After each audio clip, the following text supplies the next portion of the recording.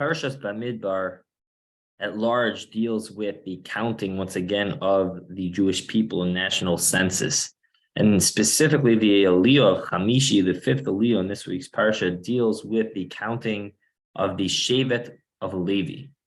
And if one looks closely at the numbers, sometimes we try to get through it, but we overlook the numbers. But if one pays attention to the numbers, the quantity, the amount of people of each Shevet, one will realize that the Shevet of Levi is by far and away the smallest Shevet, significantly less than any other Shevet.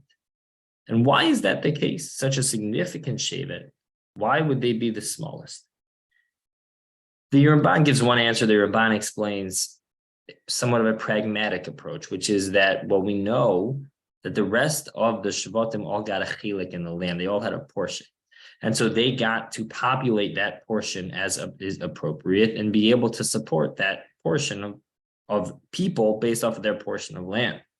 However, Shevet Levi was dependent on the communal fund. Shevet Levi didn't have a specific portion of the Nachala, of the inheritance of the land of Israel.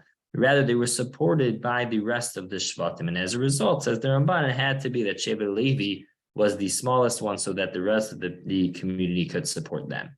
However, Rav Baruch Halevi Epstein, Zatzal, in his Sefer Tosefes Bracha al Torah, offers a mind-blowing alternative explanation. He says as follows. He says that we know in the beginning of Parshas Shemos that when the Jewish people were being enslaved, the Torah tells us that Asher Ye'anu Oso, according to the amount in which they were oppressed, King Yirbe v'Chen Yifrel. So too Hashem corresponded, and Hashem calculated, Hashem increased the number of people.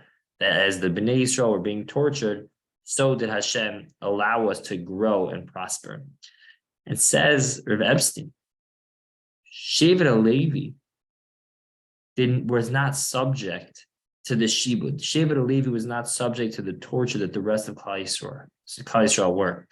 And as a result, he says that they grew, yes, they had children, but they weren't subject, they weren't privy to the same bracha which was given to the rest of Klal Yisrael. The rest of the Shvatim were given an additional bracha of Ken Yibra v'Chen Yifrot because they were afflicted in that way.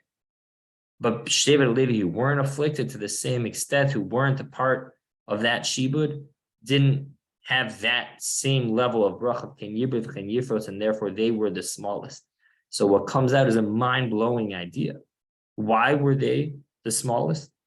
Because they didn't suffer kasher ye'anuo, so they didn't suffer that affliction, and therefore they didn't have that Ken Yibra v'Chen Yifrot. But the rest of Klal Yisrael, who were afflicted, the extent that shows us the extent of the bracha Hashem gave. It's nothing against Shevet Levi, but rather it's accentuating the bracha that HaKadosh Baruch Hu gave to the rest of Klal Yisrael, that in accordance with their suffering, in accordance with the torture that they had to undergo, still was the bracha. How great was that bracha that Hashem bestowed upon the rest of Klal Yisrael, in accordance with the suffering they had to endure. And as a result, Shevet Levi is the smallest, not because they are lesser, but because the rest of Klal Yisrael, the rest of the Shvatim who had to suffer through that terrible shibud, got such a vast bracha to be able to grow even more.